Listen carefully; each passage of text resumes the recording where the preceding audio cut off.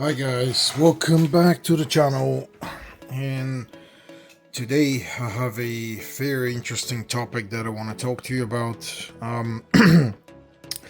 There was a time, years ago, I would say that, people would come and ask me, hey, what is the best car that I can buy today? Brand new ones, used cars, this and that.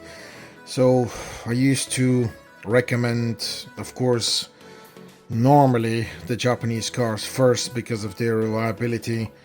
But we've come to this point where I'm actually not really recommending anything these days, because I just tell people I don't know what to tell you. And these are the reasons why this is happening. We'll talk about German cars maybe in another video, but as I do work a lot on German cars, I do love them. I like them a lot. But here's the topic today that I have here, and the topic here is this. So, you remember this thing about Toyota and Lexus engines, the V6 engines? Well, they started exploding. Obviously, internet has exploded already. This is old news. This is from this summer. I believe it happened almost towards the beginning of the year when this whole deal unraveled, and Toyota and Lexus actually decided that they will recall their V6 engines on the Tundra and Lexus LXs. And it looks like the news that just keep coming from this situation is that they will this will end up costing Toyota about more than probably $500 million. So not sure what Toyota was trying to do here. You would ask, why do you think they were trying to do something? Well, when have you guys heard of Toyota engines exploding? I mean, pretty much never ever. So I believe they are probably working to a certain extent with another company. I would take a wild guess, BMW in this case, to try to figure out how they can shorten the lifespan of their engines. And of course, this engine that started exploding is an engine with turbos, which Toyota hasn't pretty much done in their past, maybe with a few exclusions. And these are my thoughts. I truly believe they're trying to figure out a way to make more money, because if you have an engine that lasts 200,000 miles, people drive them 240,000 miles, like in this case here on another topic. You don't need to buy another car. You can just keep on driving. This could equal to about 20 years of driving 240,000 miles. So if Toyota if they keep making these long-lasting engines, it's the company is not going to make money, because they're just going to sell a car every 20 years instead of every 10.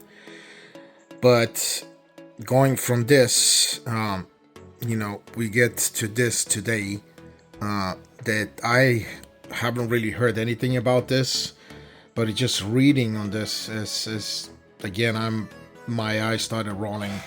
So here's the situation with this. There is apparently, I believe Honda recalled about 250,000 vehicles in November 2023 to fix problems with engines.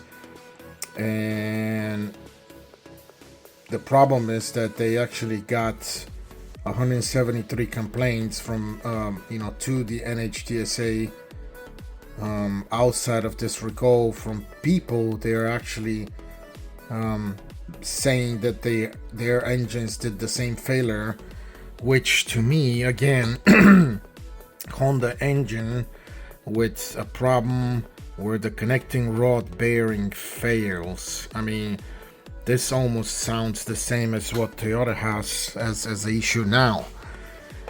And because of this, this recall of these 250,000 vehicles, but additionally people outside of these included vehicles and complaining now, NHTSA has started actually investigating up to 1.4 million Honda and Acura vehicles with this same problem. And they're mentioning 16 to 20 Honda Pilot, Acura MDX, 18 to 20 Honda Odyssey, Acura TLX, and 17 to 19 Honda Ridgeline. Pretty much all of these are SUVs and a van. The Honda Odyssey is the van, but it's, they use the same engine. I believe that's probably the 3.5 engine. But anyway, it's just that I mean, this is just mind-boggling. And it gets me to the point where I'm just sharing the news with you guys that something is going on with these car manufacturers. I kind of wanted to blame, and I've been kind of using and telling people that it could be that it is the the pandemic to blame. Maybe I was kind of thinking in my mind that it could be just the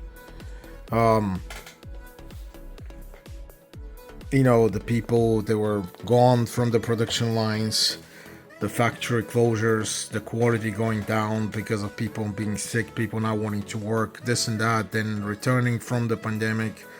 But it seems like this problem here is before even the pandemic. So what is going on here, guys? I mean, I can't even recommend any Japanese companies anymore for their reliability. I mean, this is just ridiculous and it's crazy. So,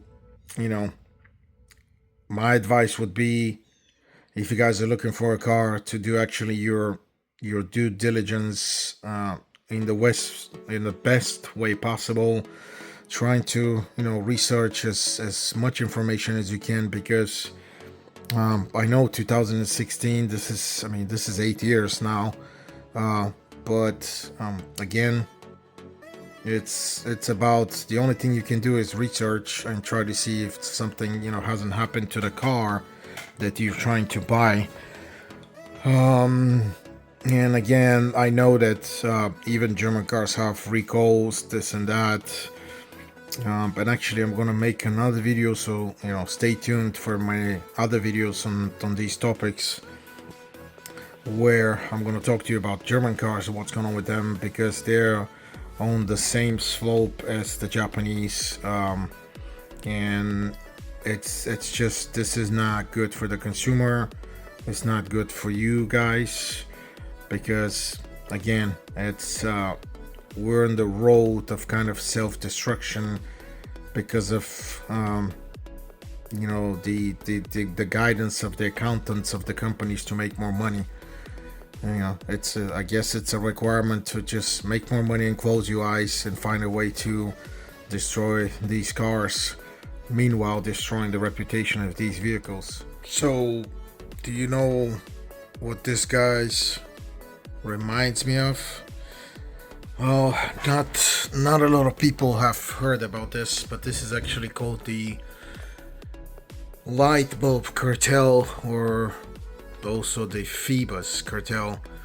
Well, I'm going to read you about this, and you can actually research this more, because this is where everything connects to, and it's this consumerism that is driven by profit.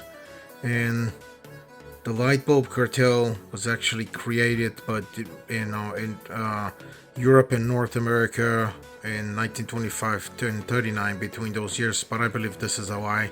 This is still going on, because we see the results all over the place with all the products that are being manufactured these days. And with 2 wars, the cartel took over market territories and lowered the useful life of such bulbs, which is commonly cited as an example of planned obsolescence. And that's exactly what it is. The light bulb companies realize that they cannot sell you a light bulb that will last 5 years or 10 years, because if you don't replace your bulbs very often, these companies are going to run out of manufacturing, because they're just going to keep selling you a long-lasting product that eventually you're just not gonna need to buy anymore. So that they figured out that they have to test the bulbs to actually shorten their life. And this may be actually the first time that big corporations tried this. And of course this is in the beginning of the last century, with the entrance of the in the big industrial era, where they realized that they need to make money. So it's all driven for profits. And there are many more examples with this, just like the example with the printers, and why it costs so much money to actually get cartridges, and it's cheaper to just get a newer printer with the cartridges included. But yeah, so share. I'll be happy to hear your thoughts in your comments. Please share your thoughts. But this is the surprise that I just saw today, and not sure what to expect from the future. If we're ending up at 2024 is where we are with these problems, and that those are huge problems. That's not a joke. You're talking about major failures in the engines. The other things they have these recalls on other smaller things that they can fix this and that. Some you just have to ignore them sometimes, but this is not something to ignore. So stay tuned. I'm gonna try to post some other videos about German cars and Mercedes specifically, because you guys want to hear what I'm experiencing and what I'm seeing lately. Thanks for watching. Please like and subscribe, and I'll see you in the next video. Thank you.